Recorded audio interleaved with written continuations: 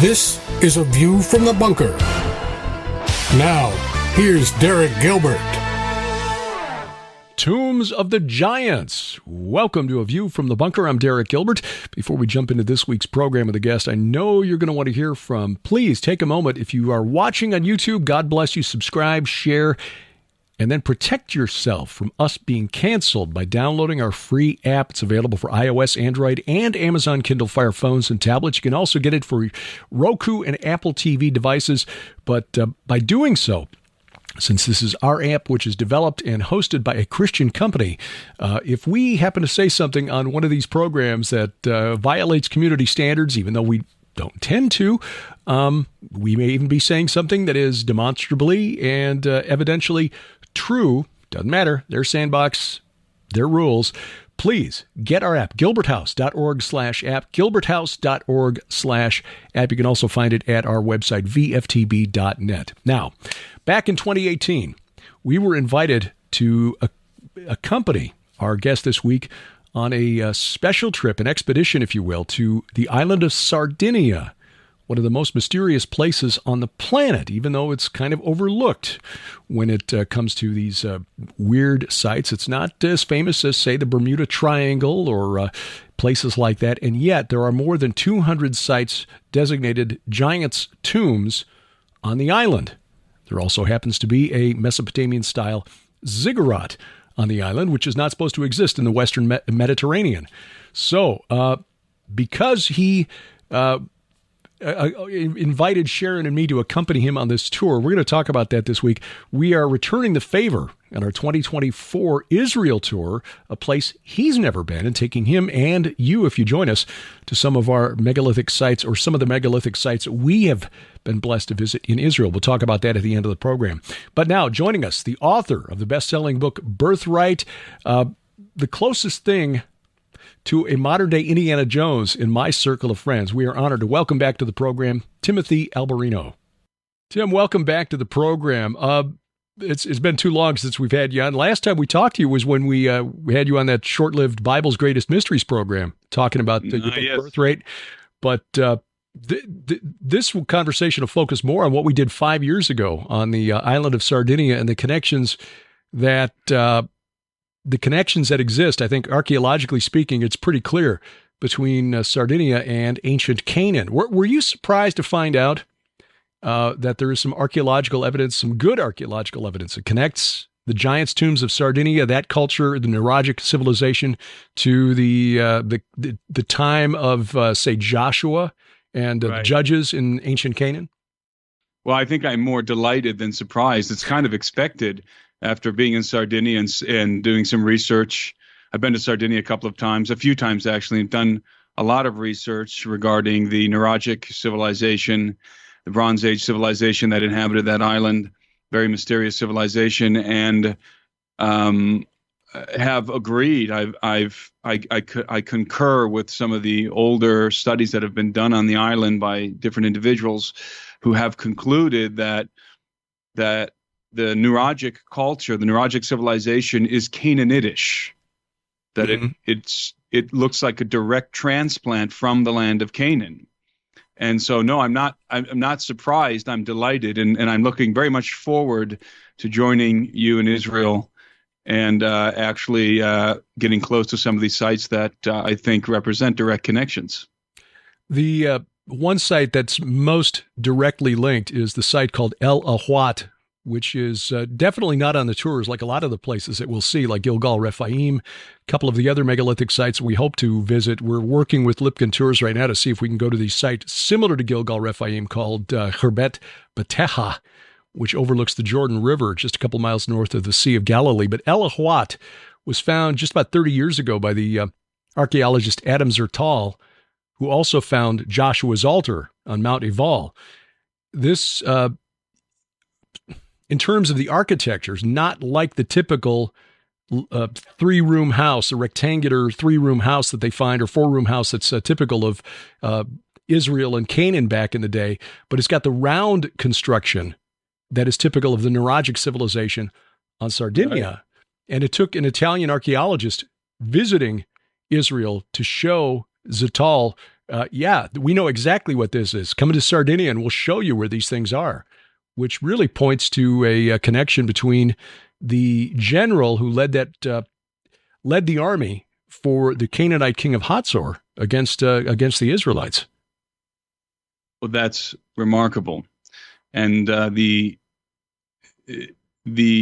referring to the Nuraghi, the megalithic stone towers in Sardinia, and the Sardinians are under the impression that these towers are unique to Sardinia. They're unique to that island, when in fact, apparently, it looks like there's towers in Canaan that predate the ones or at least are contemporary with the ones in Sardinia. So that to me is as I said, it's remarkable. And the link between Sardinia and Canaan, it seems to be becoming stronger and stronger with each new archaeological find. What was it about Canaan, or rather about Sardinia, that drew your attention and made you want to go there in the first place? I was contacted some years ago while I was working with Steve Quayle. I was contacted by a woman named Anna Tuberi, and shout out to Anna Tuberi if she's watching this interview. Anna had she's Italian. I believe, and forgive me, Anna, if I get this wrong, is from Rome, and had relatives, I believe, in Sardinia, or is part Sardinian. I can't remember all the details, but Anna contacted me and drew my attention to Sardinia as it relates to giants. And so I made a preliminary journey to Sardinia with my friend Darren Geisinger. And Darren and Anna and myself, we traveled around the island with a gentleman named Luigi Muscas. And that was the first time that I set eyes on the Nuraghi towers and put my hands on the tombs of the giants and began to understand that there was something tremendously significant about Sardinia, indeed uniquely significant about Sardinia, especially as it relates to the land of Canaan, as we've discussed. What's the connection between the giants of Sardinia and the Rephaim of Canaan, do you think? Well, I suppose we should lay a foundation in regard to the Nuragic civilization. We keep talking about the Nuraghi, which are the towers, which were built by the Nuragic civilization, which is believed to have existed from about the 18th century BC until the time of the Romans. It is the Nuragic civilization is a Canaanitic culture. It certainly had Phoenician influences and later Carthaginian influences. Now, the Phoenicians and the Carthaginians, who are they? Well, they're basically the Canaanites.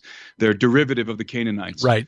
And I've got some notes here regarding, I made a film. Most of my audience is probably familiar with this film. I'm in the True Legend series called Holocaust of Giants. Tom Horn was in the film, Steve Quayle, myself. And we were in Sardinia. The latter part of the film or the second half of the film features Sardinia.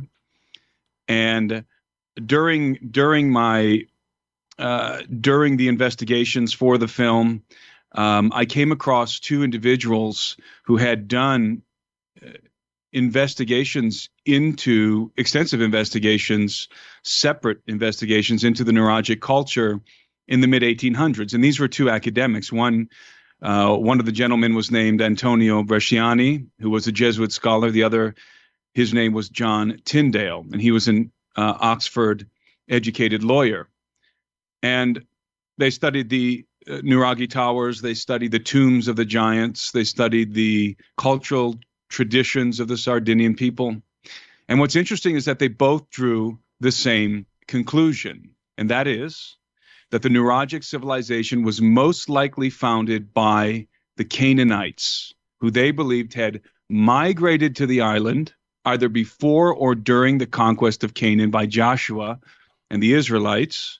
And they both surmised that when the Canaanites landed, there were giants in their ranks.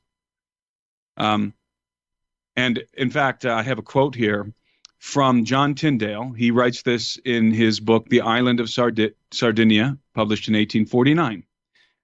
if a Canaanitish race migrated here, nothing is more probable than that the tradition and worship of the giants would also be imported. Nay, it is even possible that some of the actual gigantic races of Rephaim, Anakim, Philistines, Emim, or Zamzumim might have actually arrived in Sardinia. And as I said, he based this conclusion off of his investigations into the Nuraghi, the tombs of the giants, and the traditions of the Sardinians. Again, Antonio Bresciani, the Jesuit scholar, drew the exact same conclusion, and these were separate investigations. And so when I arrived to the island, in fact, I had not known about these gentlemen in their investigations. So when I returned, rather, from Sardinia and found out about these investigations, I was gladdened, reassured to find that these other men had drawn the very same conclusions that I had while in Sardinia, that this culture, the Nuragic civilization, is Canaanitish, that very clearly on this island, with all of these megalithic towers, there was a cult of giants, a Canaanitish cult of giants. And when I say all of these megalithic towers, presently there are 7,000 extant towers on the island of Sardinia, Nuraghi towers, these stone megalithic towers. Now, I should say that although these towers are built in the Cyclopean style, i.e., without the use of mortar, they are inferior to, say, the walls of Sacsayhuaman in Peru, to some of the megalithic constructions in Egypt, to Baalbek, for example, to some of these constructions that I believe, at least the foundations of which, are antediluvian. But it's intriguing to me that there's one place in the world where I can say there are post-diluvian, in other words, post-flood megaliths built in the Cyclopean style, albeit cruder than the antediluvian. There's one place on earth where you can find an abundance of this, and it is precisely in Sardinia, and now maybe also in Israel, as you've been telling me some of the findings in Israel. And that is intriguing because at one time, there were over 30,000 Nuraghi megalithic towers on that one island. 30,000. And some of these towers some of these towers stand over 100 feet tall. And there were 30,000 at one time. And the stones, as you well know, Derek, the stones incorporated into some of these towers are massive. And not to say nothing of the tombs of the giants. The towers themselves represent a tremendous amount of effort, the larger ones, a tremendous amount of effort to build these things and skill. So it's quite intriguing. Especially when you consider that these were built without any kind of mortar. These were dry stacked stone. Mm-hmm. And yet they were able to come up with these towers as tall as a 10-story building, as you mentioned, but also with what looked like crenellated ramparts. Yes. Around some. Yes. Now, they don't still exist today, but we know from the models of the Nuraghi that have been found at some of these sites that these things look like your typical, like the rook on the chessboard. Exactly, some of the right. castle, the castles. Power. Right. And they were doing this without any kind of mortar or cut stone. They were dry stacking stone. That's right. And it should be noted that you mentioned this. There's a platform at the very top of these towers. There was a wooden platform that circumnavigates the tower at the top. And that platform was buttressed by these they're large stones, but the size isn't what's impressive about them. It's the fact that they're cut stones. Mm-hmm. I don't know if we saw any of these when you were with us in Sardinia, but there are cut stones, even though most of the stones that are incorporated into the towers are just crude, are just rough hewn. There are very finely cut stones, megalithic stones that buttress this tower at the top, rather this wooden platform at the top. And what's really amazing about these cut stones is these are basalt. These are volcanic basalt stones. Very, very hard stone. And when you get up close to them, they're cut with precision. And so what that informs us is that whoever these people were, the Nuragic civilization, and again, I believe that they were, let's just simplify the term, let's call them Phoenicians. I mean, the Phoenicians, again, were derived from the Canaanites, so they're Canaanitish. these people were in possession of knowledge, in my estimation, from the pre-flood world as it pertains to the building of megaliths, because nowhere else in the world have I discovered so many post-flood megalithic constructions. And so it represents a civilization that still had the knowledge of how to build megaliths, although on a smaller scale and in an inferior way than their antecedents, namely the pre-flood civilization, the antediluvians. Remarkable that, as you say, they were able to cut basalt, which is an extremely hard rock. During the Bronze Age, the late Bronze, the Iron Age really didn't begin until about the 15th, 14th century BC, depending on where you were in the world. And even then, trying to cut basalt with iron is a challenge. But this is the thing that really startled us when we saw Sardinia. The symbolism, for example, of the goddess Tanit is all over the island. The keyhole shape. Mm-hmm. Tanit is well known to archaeologists and historians to just be the Phoenician form of the older Canaanite goddess Asherah, who was the consort of the chief god of the Canaanites, El, who was Baal Haman to the Phoenicians. Even though the Phoenicians, according to the official history, weren't supposed to have arrived there until about the 9th century BC, the sacred wells in this keyhole shape, the symbol of Tanit, date back to about the 15th century BC. Well, it's interesting. You talk about the sacred wells, and for those who have not seen the sacred wells, these are very impressive constructions. They're also megalithic. In fact, the hotel that we were staying at, you and Sharon accompanied me on the Gen 6 tour that we conducted in Sardinia, and the hotel we stayed in, the woman who owns the hotel actually had one of these sacred wells in her cellar. Yeah, in the courtyard outside the window, just look down there. Oh, sacred well. Those are all over the island too. The cellar and down under the cellar, she had one of these megalithic sacred wells. And her cellar, I mean, the sacred well was impressive, but her cellar was also impressive, as it was just loaded with salami and prosciutto and cheese and wine. Yeah. But what's very intriguing about the sacred well, and I didn't realize this while in Sardinia, I realized this later on after doing some more research on these sacred wells. For those who've never seen them, they are somewhat in the shape of a keyhole, but they're lined with megalithic stones, and those appear to be finely cut megalithic stones. Yeah. And it goes down into a well, so it's sort of it descends into this tunnel lined with stone down into a well.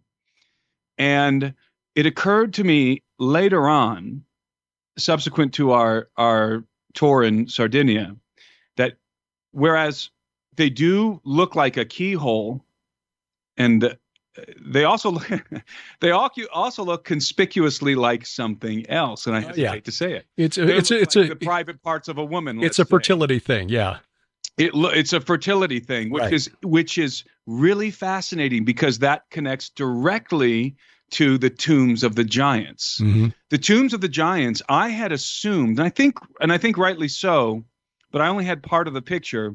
The tombs of the giants in Sardinia, there's two kinds of tombs. There's the tombs that have the large stone stele and false door at the front, and so it's a little false door. It's like a little doggy door, basically, built into this tomb, and I could probably squeeze into it, but just barely, maybe not, but certainly like my sons could squeeze into it, and that was apparently the point.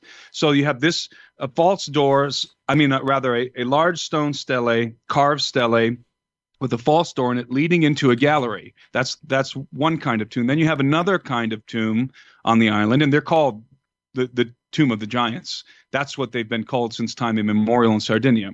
The second kind is, it has a megalithic trilithon doorway that leads into a gallery. So it's a little bit larger, but it's a megalithic trilithon with very large stones in most cases. Both of these tombs of the giants, both of these different designs were used for the same purpose. And the purpose of the tomb wasn't to inter the body of a giant. Rather, the tomb was built on top of the grave. And the tomb was used for what is called the rite of incubation in Sardinia. And the rite of incubation, this is an old, and they'll tell you in Phoenicia, I'd rather in Sardinia, that this is an old Phoenician tradition.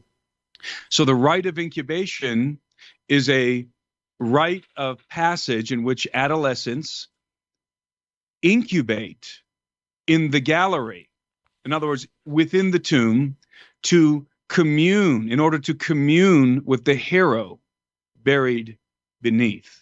And so that was the purpose of the tombs of the giants. They were incubation chambers. And while I was in Sardinia doing my investigations, I had always assumed that the tombs of the giants, because both of those variants of the tombs are shaped the same. And that shape seemed to me to be a bull's head. Yes. Because it looks like the face of a bull with two horns. And I think it is, but I think that's only half of the puzzle here. I think it's intentionally shaped to look like a bull's head, but perhaps even more prominently like a uterus, like a womb, which makes a lot of sense if these are incubation, if these were designed for the rite of incubation. So young people, let's talk about the tomb that has the large stele with that little false door at the bottom. The reason why that doorway is so small, and the archaeologists there will say, oh, that's so that the soul of the dead person buried inside can escape, can leave the tomb and go into the afterlife. That's not what the doorway is for. The doorway isn't for something to come out. Rather, it's designed for somebody small to go in. And who is going into the tombs? The adolescents, the children. It was a rite of passage. So maybe 13, 14, 15-year-old kids, adolescents, teenagers, were crawling on their hands and knees into the tomb. And I'm sure that the tomb was sealed behind them. And inside of these tombs, in the trilithon tombs, at least, you have a little cubby hole to the side. I don't know if you recall this from one of the tombs we visited in Sardinia. There's like a little cubby area to the side with a little bench where you can sit and maybe light a candle or whatever. Inside of these galleries, they're rather large inside. These young, maybe one at a time, or maybe a group of adolescents would incubate. And some of the people in Sardinia, some of the historians and tour guides, they told me that they believe that these young people, these adolescents, would incubate for several days inside of the tomb, probably fasting. They probably went in with some water, and they would incubate for several days. And again, the point of this incubation was to commune with the Gibborim, with the Rephaim, the giant buried beneath. That's the tradition. That's the legend.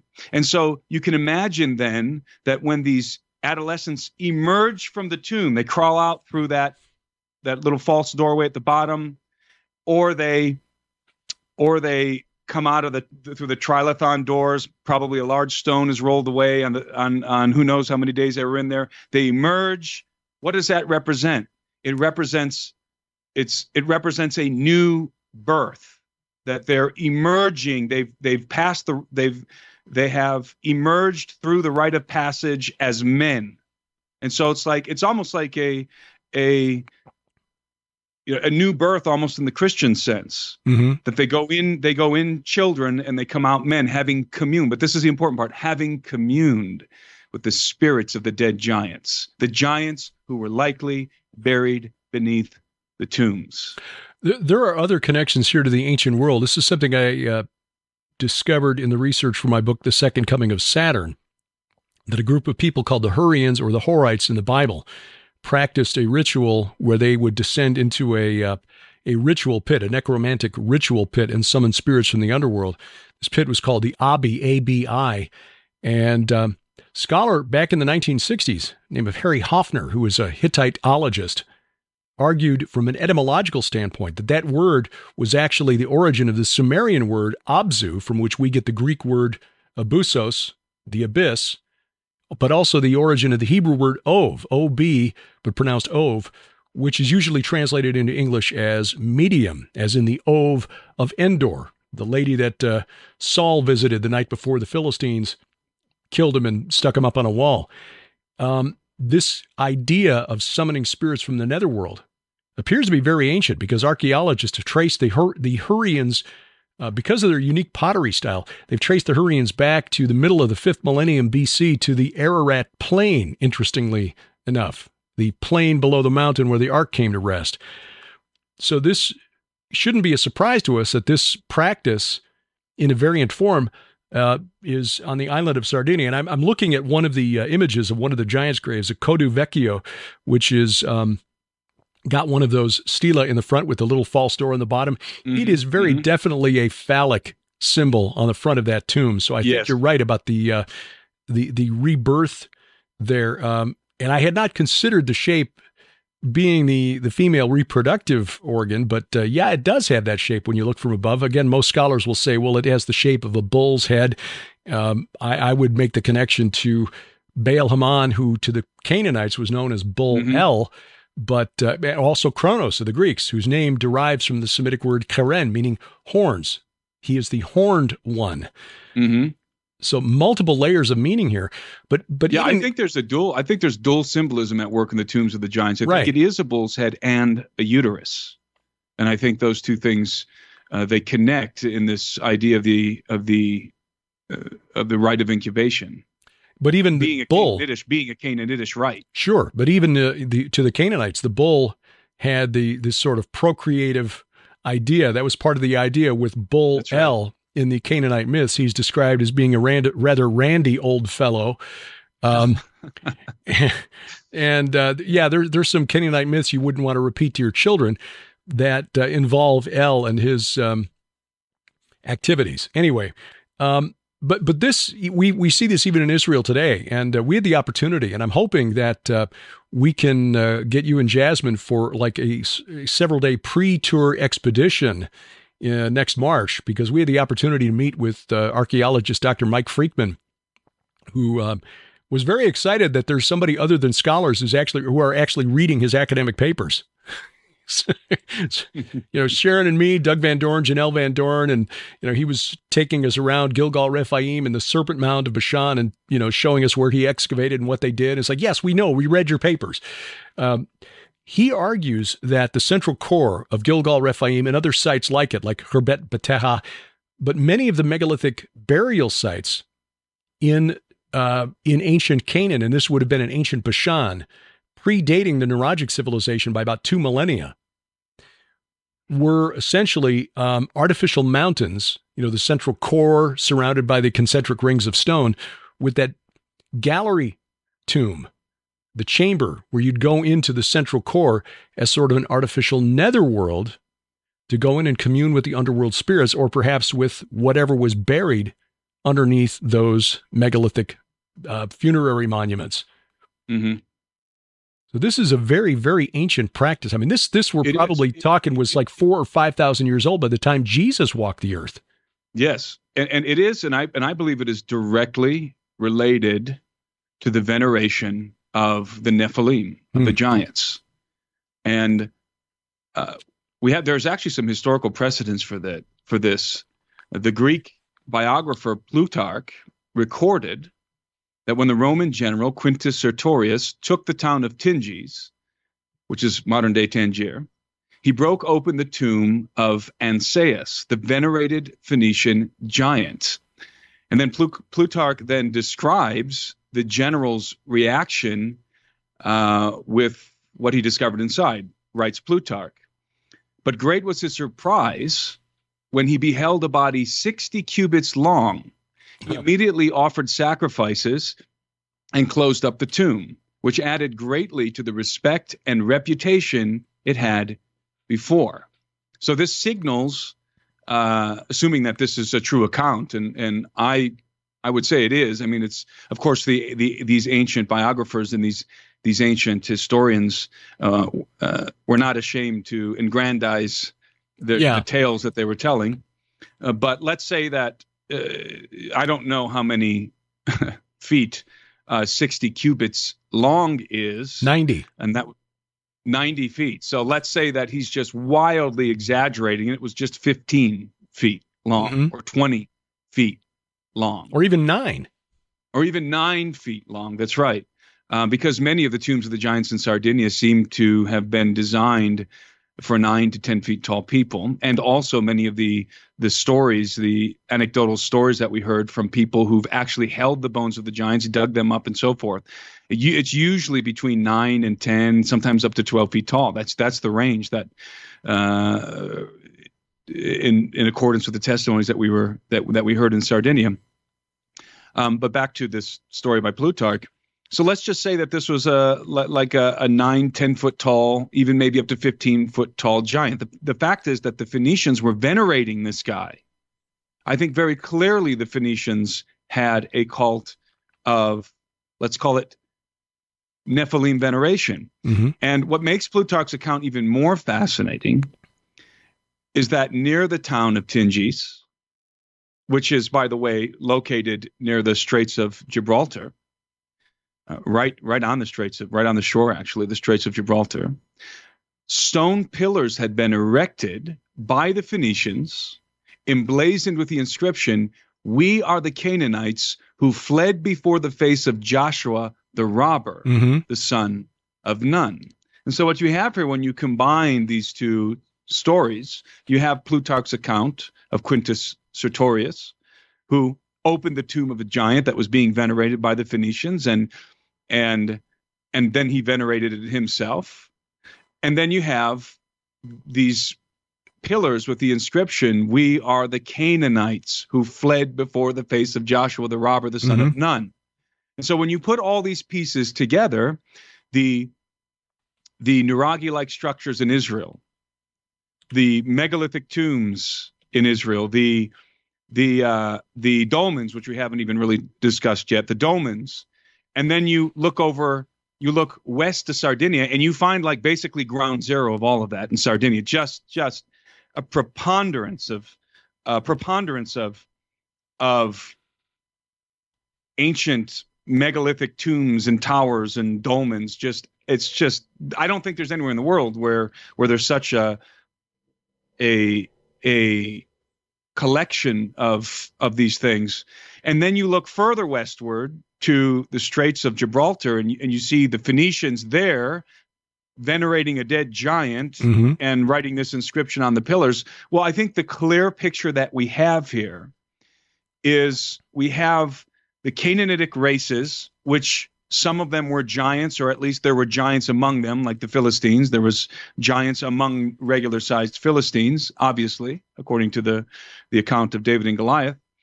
And when Joshua was conquering Canaan, you had, obviously, he defeated the Canaanites. He conquered them. He vanquished them, and they fled. And there's reason to believe that a lot of these Canaanite tribes were seafaring people. Obviously, the Phoenicians, who were the master seafarers and masons of the ancient world. So they were driven westward. And when you're driven westward from Canaan, if you go west, due west through the Mediterranean Sea, down around Sicily, you find Sardinia. And Sardinia might have just provided the perfect environment where these fleeing Canaanites could land and occupy the island, or cohabitate the island with some other culture that was there previous to them. So, but I believe strongly that Sardinia became a Canaanite stronghold during and after the conquest of Canaan by Joshua and the Israelites. I strongly believe that.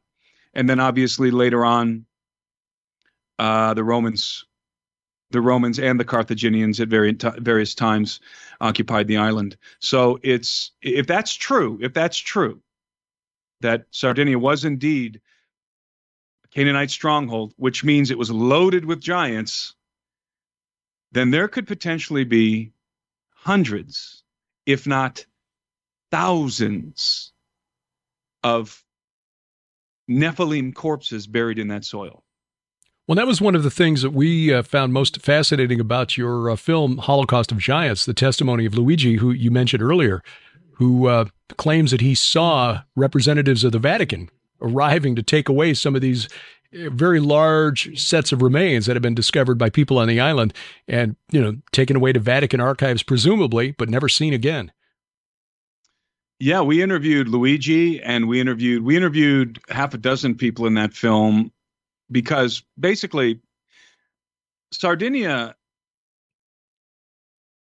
in recent history in some ways serves as a comparative case study to the United States at the turn of the 20th century, when the Smithsonian Institution was exhuming and concealing the bones of giants from Indian mounds and earthworks, which once populated the landscape in the Midwest. So that scenario, which many people are familiar with here in America, the Smithsonian cover-up, that happened back at the turn of the 20th century, whereas in Sardinia, just in recent history, after World War II, in the era after World War II, they were still digging up the bones of giants, burning them in the village in some cases, carrying them off. They were employing, we talked to several individuals, at least two individuals,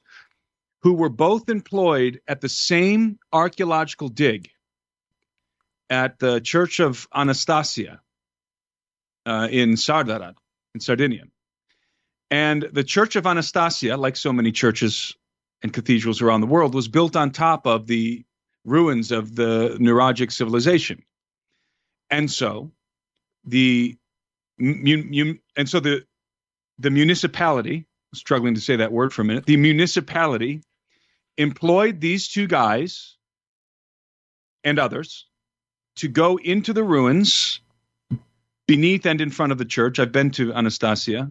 I don't know if we went. I think we went. Did we not go to the Church of? Is that the one with Anastasia? The really strange carvings around the? No, that's San Pantaleo. Okay, in Golianova. That's a very interesting place too, which is also built on top of a necropolis. But Santa Anastasia is, as I said, built on top of Nuragic ruins. And these individuals who we interviewed were employed to go down into the ruins and to basically to look for artifacts and extract the artifacts. And they would take the artifacts, and the procedure was they placed the artifacts in the church. They had a bunch of tables erected all over the place inside of the church, and then they would place the artifacts on the tables, and then somebody would come during the night and take all the artifacts away. And then they would come in the following morning, same procedure, except there would be no artifacts in the church anymore because they had all been emptied at night. Now, among the kind of artifacts that you would expect to find from a Bronze Age civilization, including various tools of bronze, including earrings and rings and pottery and so forth, they found more than a few gigantic skeletal remains, even corpses, not just skeletal remains, but something more, almost like the mummified remains of giants. There are so many. It's so descriptive. It's so detailed what they discovered there. I'm trying to remember if there's more than three, but there's at least two individuals who we interviewed who worked at San Anastasia. And I'm trying to recall when. I want to say it was in the 80s, 1983, 1984, I believe, or 1985. Let's say early to mid 80s is when this was happening. These guys were, as I said, it was routine. They were finding the remains of giants. And these giants were between 9 and 12 feet tall. That was like the range, 9 and 12 feet tall. And it was so descriptive. One of the gentlemen, I'm trying to remember his name. I think his name was Giuseppe, but I don't recall exactly. It's in the film. It's in the film Holocaust of Giants. This gentleman had his wife working with him one day, and he said they were digging through the ruins, extracting artifacts, again, for the municipality. These aren't treasure hunters or tomb raiders. And they found a skull that was so large that he and his wife had to carry it together into the church. And he said he remembers it vividly. He said that the skull was this huge skull, obviously a human skull. We're not talking about a dinosaur. And it had the vertebrae still attached to it. So it's this big skull with the neck bone and backbone still attached to the skull. And he and his wife are carrying this thing into the church and placing it, laying it on the table.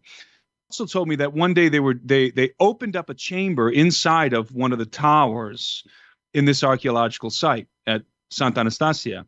And when they opened the chamber, it was almost like it was hermetically sealed. They opened this chamber. They basically busted into it.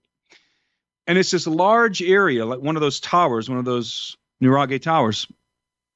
And inside of this tower, this chamber, there's this giant humanoid sitting there, just frozen in time. And there's a table, large table in front of him, and on the table is a massive goblet and a massive plate, and on the plate are oysters. So the giant died in the midst of eating these oysters, and he was very well preserved. And I'm trying to remember his name. I want to call him Giuseppe, but I'm not sure that that's his name. And this individual who's telling me this story said that he estimates that this guy had to have been 12 to 15 feet tall. And they took the body, and I don't know if that means that they took the body apart. I don't know if it was just a skeleton or if it was a corpse. This one he described more like a corpse, like it was preserved inside of this ruin, inside of this chamber. And they took the body and they laid it out on the table inside of the church with all of the artifacts that were with it.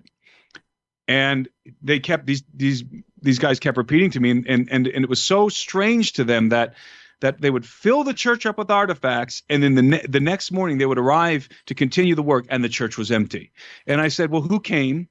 Who was coming and getting the artifacts? And sometimes, by the way, they would lay out. There was one instance where they found a few bodies together. They found a few, let's just assume these were skeletal remains, right, of giants. They laid them out in the courtyard on one occasion. And in that occasion, the individual who's telling me this told me the name of the person from the University of Cagliari, the capital in Sardinia, who personally came and inspected the remains of those giants while this individual was standing there. He gave me his name. And he told me who he was and that he worked at the University of Cagliari. Of course, this was back in the 80s, mid-80s, or early to mid-80s. And so we're not just talking about rumors here. I'm talking to guys who have held the bones in their hands. These aren't secondary stories. These aren't secondhand tales. These guys actually held the bones and the bodies, the mummified corpses of giants in their hands. This is what they were employed to do. And assumably,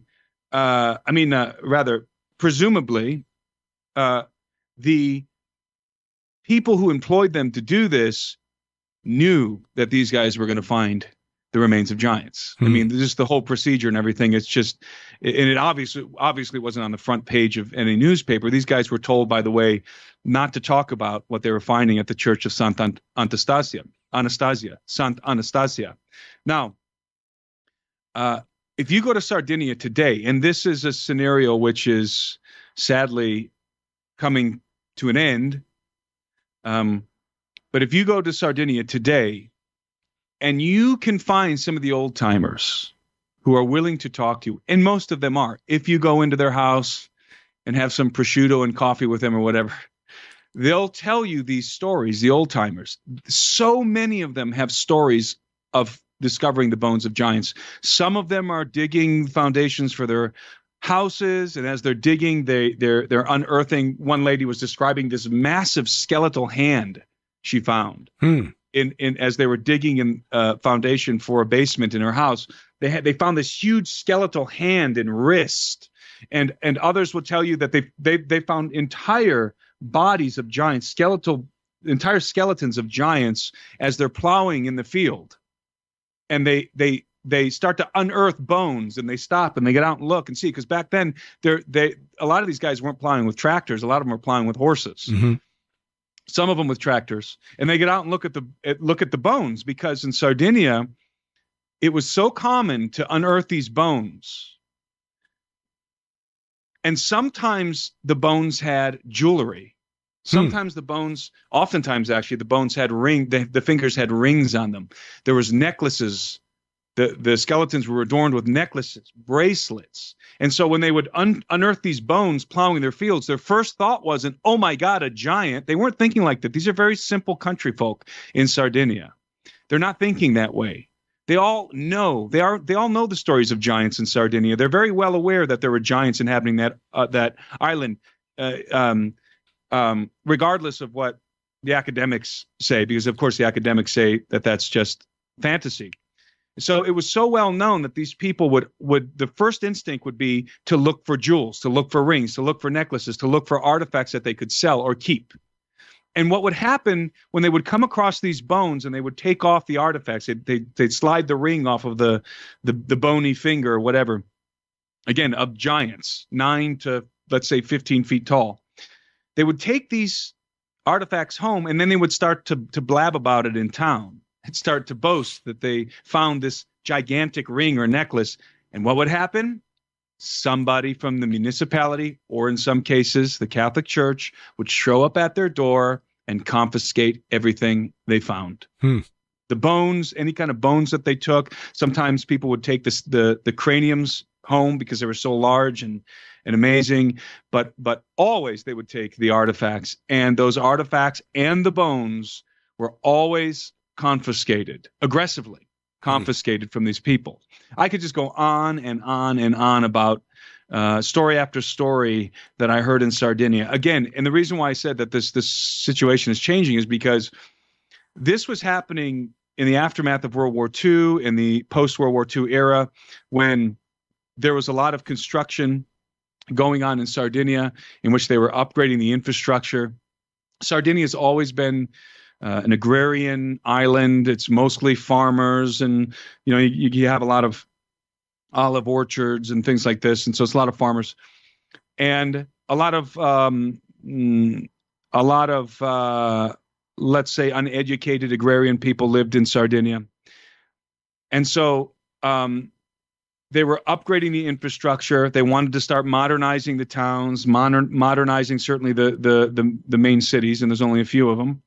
And it was primarily during this period of time. And also, the farmers were getting tractors. So the farmers after World War II started to get more advanced machinery to plow in their fields. So it was really during that period of time, let's say the late 1940s, 1950s, and 1960s, that the preponderance of these bones were emerging from the soils in Sardinia as they were building the foundations and plowing the fields and so forth.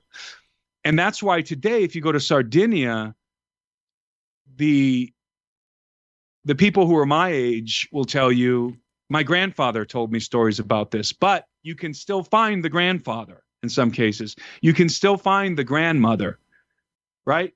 And people say, well, why didn't they photograph it? Why didn't they film it? Well, we were talking about agrarian, poor people living in the 40s and 50s and 60s. They didn't have most of these people didn't have cameras back then. So the cover-up is very much recent in Sardinia, and that's another thing that makes that island very unique, very special, and in my mind, as I said, there's probably I would guess there's thousands of skeletons of the remains of, let's say, the Nephilim still buried beneath that soil. Yeah, as you mentioned there, at one point, 30,000 Nuragic towers, at least 200 tombs of the giants still exist in Sardinia today. And we did visit Sant Anastasia. I found some photos online where you were talking. Right. I remember it. That village there still uses that well for water. They're still pumping water out of that well. Yes, 3,400 years after it was dug. The other thing that connects Sardinia to ancient Canaan, and specifically even ancient Bashan in the Upper Galilee, which was a center of the dolmen building culture in the ancient Levant. Some 5,600 dolmens have been discovered on the Golan Heights, which was ancient Bashan, in Ugaritic Bathan, the place of the serpent, and about 1,100 around the valley through which the Jordan River flows between Mount Hermon and the Sea of Galilee. which Sharon and I believe was the Valley of the Shadow of Death, literal place. There are dolmens, a couple hundred dolmens on the island of Sardinia. Now, these are found all over the world, but again, you've got this connection there, and the age of some of these dolmens goes back to the same period of time when Gilgal Rephaim was being constructed, the Chalcolithic, the Copper Age, 4th millennium BC. According to the scholars who've excavated the ziggurat on Sardinia, Monte Ducote, they date the original part of that structure to about 4000 BC, using the common dates that they agree on. I remember when we were there, we looked at one flat slab and thought, well, maybe that was a sacrificial altar or something. And later at one of the other sites, I found a book on the dolmens of Sardinia. Of course, it's in Italian, so I can barely read it.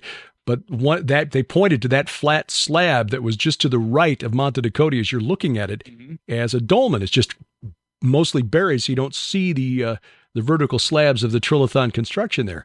So these dolmens, and especially that one or the ones around it that date back to, almost 6,000 years, connect to even way before Joshua walked this earth. There appears to have been a cultural and religious connection between ancient Canaan and the island of Sardinia. Yes, and on the other side of that dolmen, you have the dolmen on. If you're looking straight at the dolmen at the stairway, you have the dolmen on the right, and on the other side is a monolith. So you have the menhir. You have the pyramid in the middle, the ziggurat in the middle. To the right of it is the dolmen. To the left of it is a monolith. So it's very intriguing. It's the only ziggurat that's been discovered so far in the Mediterranean, which, again, what's it doing there? It's a very weird place. The Sardinia is a very weird place.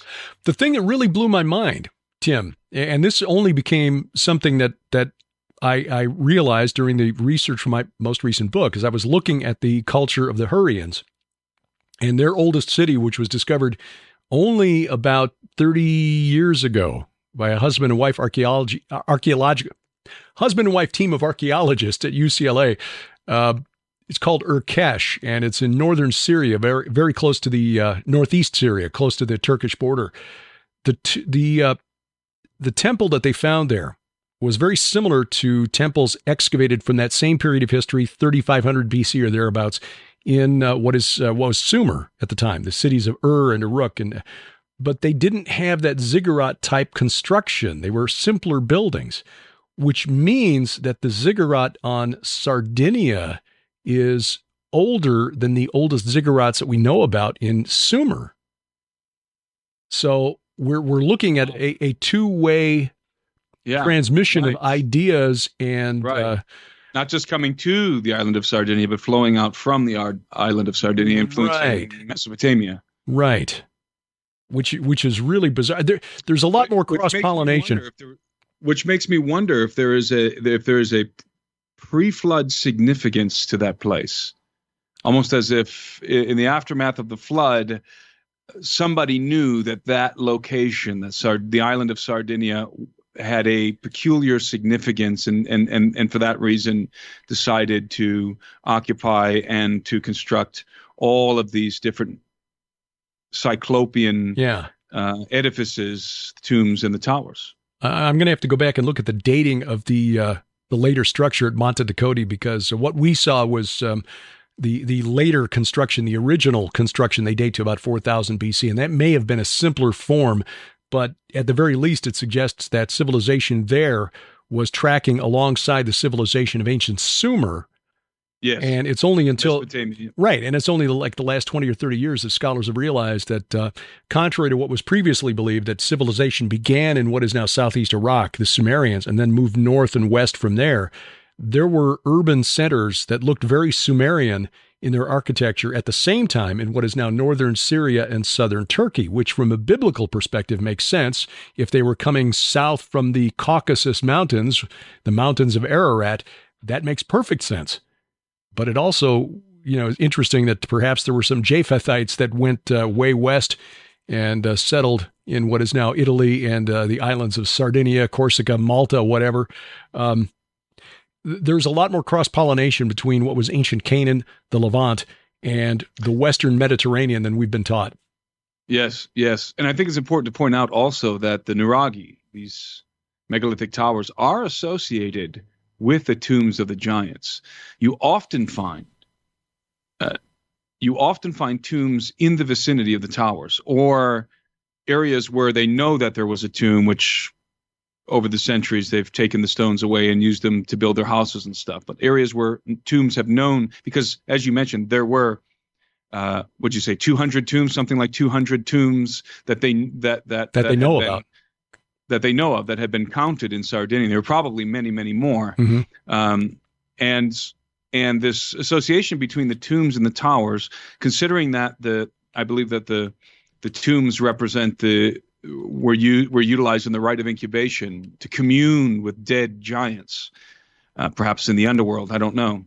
And what's really intriguing, what's this connection in my mind is the purpose of the towers. I'm not sure exactly what the purpose of those towers were, and it would seem obvious that stone towers are built for defense, and I'm sure that they were employed for defense. But 30,000 towers on one island for defense? Yeah. Doesn't make any sense. That doesn't make any sense. There's something else going on. And when I was in when we were in Sardinia together, my colleague Anselm P. Rambla was with us, and Anselm and I, we had this epiphany when we were walking around one of the Nuraghe towers outside, and I can't remember the specific location, but one of the larger towers that we were touring, outside around these towers, there were like smaller little dwellings. Do you remember? There were like little smaller circular constructions.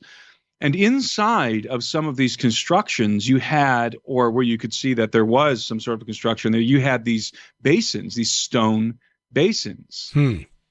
And we immediately, both of us immediately made a connection, myself and Anselm, to Machu Picchu and the mirror pools at Machu Picchu, which are stone basins, some of them carved right into the bedrock there, and which were filled with water.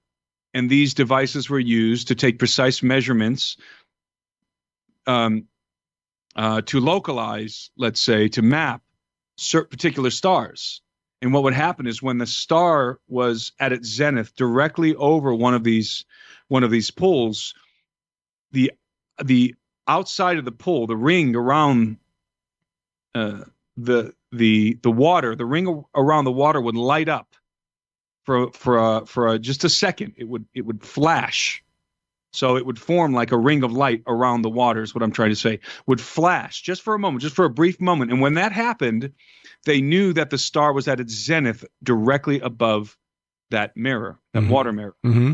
And it appears to me that they were making those same kind of calculations at some of these Nuraghe towers in Sardinia. So I think there's an astronomical relationship between the towers and the tombs, and it has to do with this veneration of the Nephilim, the cult of the giants. I don't know how, but certainly it has to do with communion with dead Nephilim, with dead Rephaim, and as you've discovered in your studies, communion with dead giants was not all that bizarre for Canaanites, was it? No, it wasn't. And they passed the practice on to the Greeks and the Romans in the form of hero worship. Scholar Amar Anus wrote this back in 1999 in a paper called Were There Greek Rephaim, and showed that the term used by the poets Homer and Hesiod for the men of the Golden Age when Kronos ruled in heaven, in other words, the pre-flood demigods, derived from the same Semitic root word behind the word Rephaim. And it's astonishing. It was that same paper where he also pointed out that famous ancient Amorite tribe, the Tadanu, was the origin of the word Titan for the old gods of the Greeks that were banished to the netherworld. And again, we get back to this idea of gods in the underworld, sometimes on the far side of water, which is another interesting connection to the Sardinian wells that we'll have to talk about at more length at some other point. One of the other things that I found really interesting, and I didn't notice this when we visited El Ahwat, which is the site near Megiddo found by Adam Zertal back in 1992, where in his confusion, trying to find, what is this weird round architecture, which is nowhere else in Canaan. And then his Italian friend said, "Oh, we know about those. That's Sardinia." We saw this time, or at least I noticed this time, what we saw as we approached Monte Dakota. If you remember, as we walked on that path to get to this ziggurat, these like low stone walls with these looked like little doors in them. That's right. Yeah. Those are at El Ahwat also. It's fascinating. So I think the connection is clear. And this is something that you'll have an opportunity to see. And you, viewer, can join us for this adventure as we take you to site. I mean, I'll tell you, this is one of the sites where tours don't go, because it's the only sign that we saw in Israel, both trips, that's not in Hebrew, Arabic, and English. It's in Hebrew only, and it was kind of hanging off to one side, and you had to kind of push open a gate. It definitely off the beaten path. And a couple of the other sites that we'll visit don't have roads that go all the way to the site, like Gilgal Rephaim and the Serpent Mound of Bashan, Joshua's Altar. These are places that are a little bit hard to get to, but I'll tell you what, when you get there and you put your eyes on it and realize the spiritual significance of this, it makes it really worthwhile. And I'll tell you what, the tours that we've taken, you form friendships that last for years. We're still in touch with people that we met on our 2018, 2019 tours. There's a very active Facebook group that's continued from our 2023 tour, which is really amazing. We've got people, I know of at least two ladies who are coming back for their third tour in 2024. So we're looking forward to getting a chance to repay you and Jasmine for what you did for us, and being able to see the tombs of the giants, Monte Dakota, the Nuragic wells, or the sacred wells, rather, the Nuragic towers 5 years ago in Sardinia. Man, this is going to be something. Tim, we're excited. We're excited. Thanks for inviting me on this tour. And I want to encourage all my followers, if you want to go to Israel with myself and Derek and Sharon Gilbert, come join us next year. I think it's the very end of March, is it not? March 31st through April 9th. And there's a 3-day optional extension to Jordan, which takes us over to Mount Nebo, this mountain of the Avarim, the phrase in Hebrew that the Canaanites applied to the spirits of the Rephaim. That's where Moses got his only look at the Holy Land. Petra, Wadi Rum, the Red Desert, where they filmed The Martian. In fact, more than one movie about Mars, because it looks like you're on the surface of Mars. Yeah. Well, exactly. One of the things that I love, and my wife and I love about doing this kind of stuff with you and Sharon, is we not only do we learn a ton from you and Sharon. Always, we get an education every time we spend time with you guys, but we also have a lot of fun. Yeah, you guys, we always have a blast with you guys, and Sardinia was it was a lot of fun, and so it's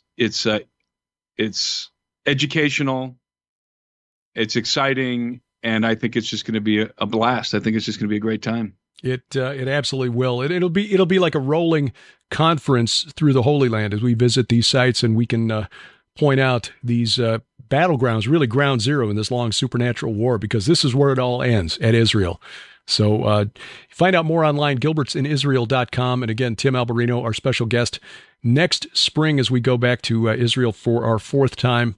God willing, we'll keep doing this as long as we're healthy enough to do it. And Tim, we're just delighted that you and Jasmine will be joining us. Where do people follow your work to just keep up with what you're doing? People can find me on YouTube, Timothy Alberino. They can find me on Twitter, Instagram, Timothy Alberino. As far as I know, I'm the only Timothy Alberino on social media. And my website, which needs to be updated, but my website, you can sign up for my mailing list, and I always send out notifications on my emailing list for the activities that are going on, the events, and so forth. So you can track with me there as well. All right. There'll be links in the show notes below this video or audio, wherever you are watching or listening. Tim, look forward to seeing you next spring, if not sooner. We can't wait. It's going to be fun. Check the show notes below this program, whether you're watching or listening, wherever it is. I'll have a link to Tim's website and where you can get a copy of the book Birthright, which we highly recommend. And coming up, we will tell you how you can join Tim, Sharon, me, Tim's wife, Jasmine, she's really the brains of the outfit. On our tour of Israel next year, and as Hunter Biden's former business associates testify to Congress this week, the media tries to rewrite 3 years of reporting on the Hunter Biden scandals. Bless their pointy little heads. That is next as A View from the Bunker continues.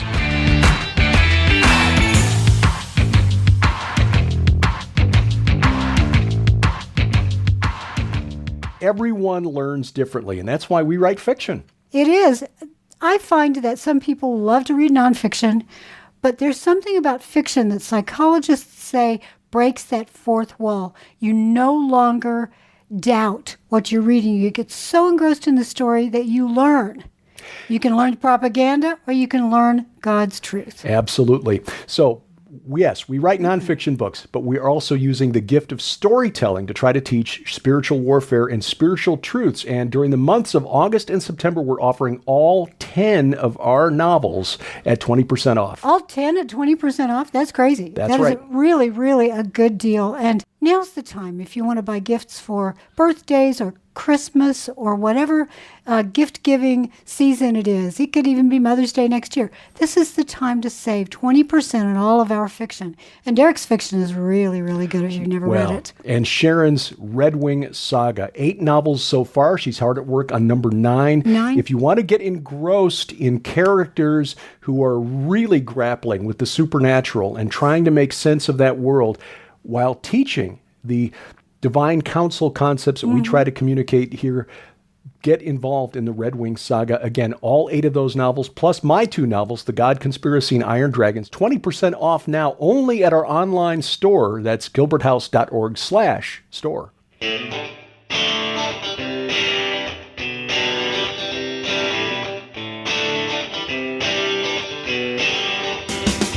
Driving the internet to think every Sunday evening from the beautiful Missouri Ozarks. This is A View from the Bunker. I'm Derek Gilbert. You'll find us online at vftb.net. That's your basic acronym, View from the Bunker. Of course, you'll also find us on Roku, Apple TV, and the Gilbert House app, gilberthouse.org/app. On social media, you'll find us at Twitter at View from... Oh, wait a second. Now it is X. Yes, X, View from Bunker, or at Derek Gilbert. On Facebook, View from the Bunker is the page, and you'll also find us on Truth Social, Gab, MeWe, Getter, and Threads even. You'll find us there, Derek P. Gilbert, or at Derek Gilbert, depending on which we're talking about. Again, just please take a moment, if you would, and download our app to protect yourself against us being canceled. We will not be canceled from our own app. Well, if you're old like me and you remember 2019, yes, the time before Biden, before Biden, in December of 2019, almost a year before, we heard about the Hunter Biden laptop. Remember that story that got the New York Post canceled from social media for daring to report on this just before the 2020 presidential election? See, and I've got to watch myself here because if I talk too much about that, we'll wind up getting canceled again. But anyway, Joe Biden, while he was campaigning in Iowa, called a voter a liar, a bleep liar, and fat for daring to raise the subject of Hunter Biden's business dealings in Ukraine. Well, fast forward to this week, nearly 4 years later, and Hunter Biden's business dealings were front and center as his former business partner, Devon Archer, testified to Congress about the Biden's business dealings, specifically Burisma, again, that big Ukrainian natural gas company that hired Hunter Biden, put him on the board, paid him $80,000 a month, even though he had no experience in the energy industry and does not speak Ukrainian or Russian. What was the point? Well, if you guessed access, you are correct. On Monday, the Daily Mail this week. Daily Mail is a UK-based news organization and does better investigative journalism here inside the United States than any of the U.S. corporate media outlets.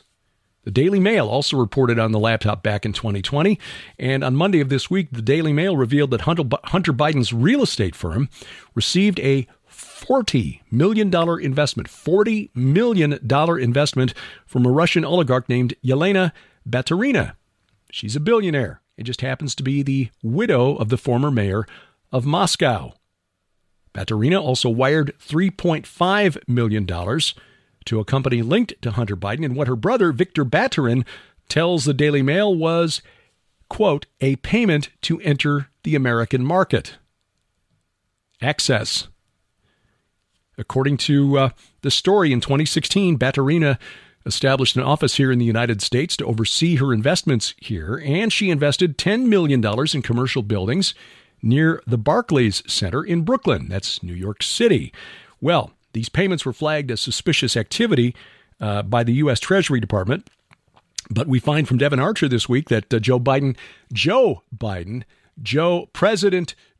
Biden met with Baturina in Georgetown, Washington, D.C., before the $40 million investment, after which she was left off the Biden administration's sanctions list.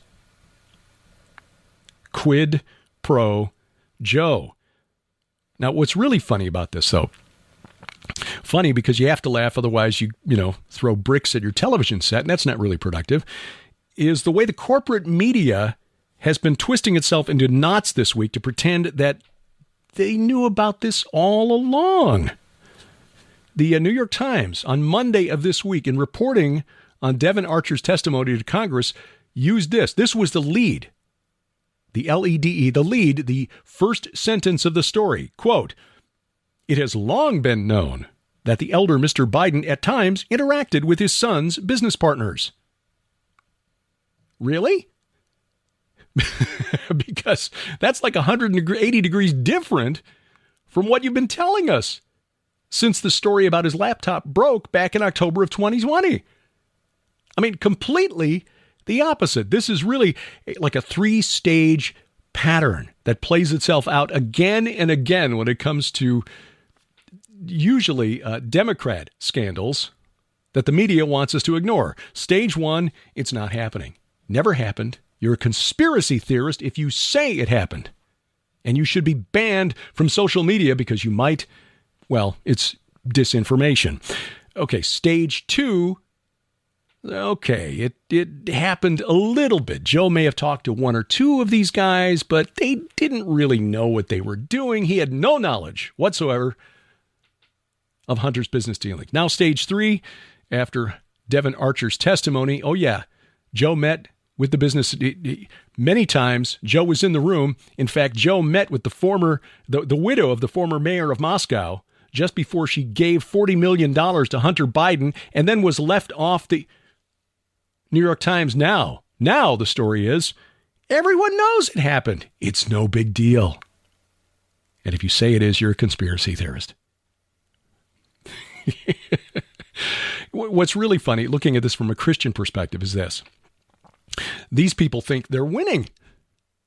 They think they're winning. And in the physical realm, they may well be. But just remember Psalm 2. The nations rage and imagine a vain thing, but he who sits in the heavens laughs. He holds them. The Lord holds them in derision.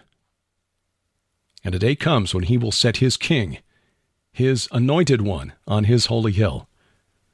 So, New York Times, corporate media, bless your pointy little heads. Well, coming up, we've got a couple of things to tell you about, and obviously the big one is the Gilbert House Ministries 2024 Tour of Israel. We're going to be there between March 31st and April 9th. There's an optional 3-day extension over to Jordan, which we highly recommend. And as we mentioned, our special guest is Timothy Alberino. Tim and Jasmine joining us on the tour, and we hope you will as well, because we go places other tours do not, like Gilgal Rephaim, like El Ahwat, the fortress of Sisera that we talked about here, which links ancient Canaan to Sardinia, and some of these practices and cultic rituals related to the veneration of the giants. That and much more. We're working with Lipkin Tours to get a couple of other sites on the tour. We're trying to see if we can visit one called Kerbet Beteha. It means ruins of Bethsaida, which is like a smaller version of Gilgal Rephaim overlooking the Jordan River just 2 miles north of the Sea of Galilee, because that's where we believe Jesus was baptized and where he fed the 5,000. So some fascinating stuff coming up. You can find out more at gilbertsinisrael.com, gilbertsinisrael.com. Going to do one small conference later this year. This is a gathering in Valley City, North Dakota, just west of Fargo, between Fargo and Jamestown, called the Pitchfork and Hoe Gathering. And I'm looking forward to this because North Dakota is my mother's home state, but also because this gathering of Christian farmers, small farmers in North Dakota, South Dakota, western Minnesota, getting together to discuss, best practices, but also hearing the gospel. So we'll be talking about that, and you can find out more we'll have more details as we get closer to that date. But just put that on your calendar, October 27th and 28th of 2023.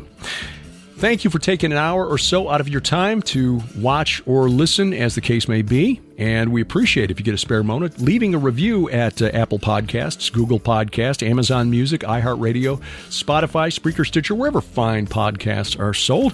And if you could, just give us a thumbs up, a like on our Facebook page. Our announcer is the inimitable D.C. Good, and A View from the Bunker is a production of Gilbert House Ministries, released under Creative Commons Attribution, Non-Commercial, No Derivatives 4.0 International License. We do this because we wrestle not against flesh and blood. I'm Derek Gilbert, and this is A View from the Bunker.